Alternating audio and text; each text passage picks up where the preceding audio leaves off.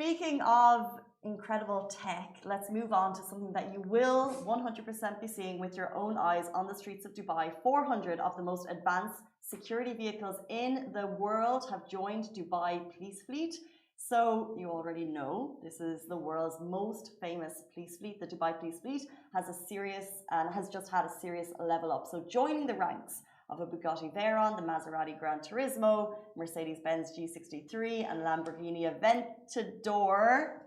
I don't know how to say it. In the next 5 years, we're going to see 500 of these truly advanced vehicles will be protecting the streets of Dubai. So 400 Gayat units will join the Dubai Police Fleet in a deal worth 196 million dirham. It's a collab with W Motors, and 10 of these mighty vehicles have already been deployed. That is insane. Now, the Gayat Smart Patrol is one of the most advanced security vehicles in the world, a showstopper by all regards. It's state-of-the-art tech all the way, and it's got automatic license recognition, external 360 cameras, and even surveillance drones. Intense. It's wild.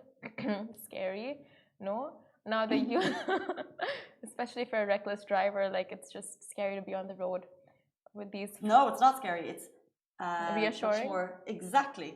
Great word. Reassuring to be on the road, because these insane vehicles, when they're traveling, they can detect the licenses plates all around them.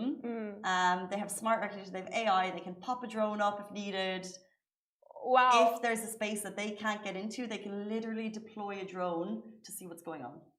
It is reassuring and scary. I'll never be out on the roads now. Good.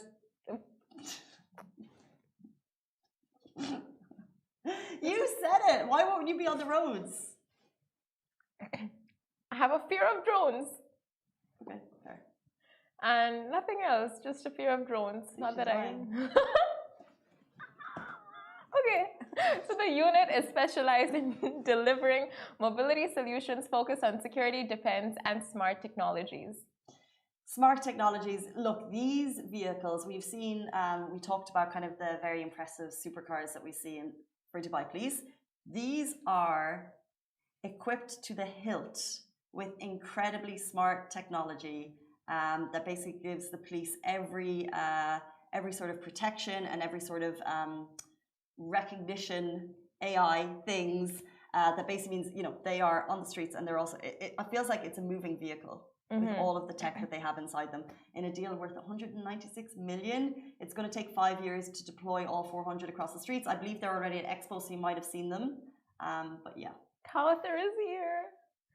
The OG fish carer, fish whisperer. Yondu's on the show. Where's Besto? Kay is mom of another betta fighting fish. So she's come to see Yondu on the show. She's never once, by the way, come in to see the show. Yeah, she's not coming for us, but she comes for the talent. Yondu.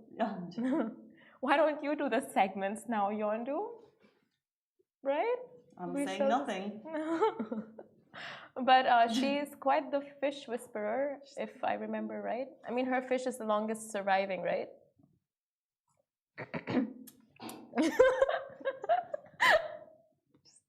I mean, I just meant to like ask about hers. I didn't mean to like. Birdard was through so much. The fact that he survived the frazzle of 2020 it says so much for his probably the care that he received from his owners. So the 2020 frazzle. So what happened exactly? So all the fish around him, what happened to them? So it's very difficult to put betta fighting fish in together.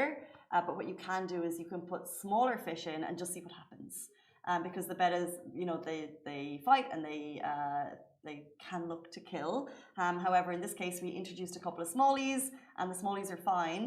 They got on quite well, but they weren't as, I guess, you know, they hadn't lived in our environment for long enough by the time the frazzle came. But you know, I've relived through it enough. And I want to ask, do you think it comes from a place of narcissism for these betta fish, where they think they're better than other fish, and then that's probably, yeah, that's definitely what they're called, betta fish.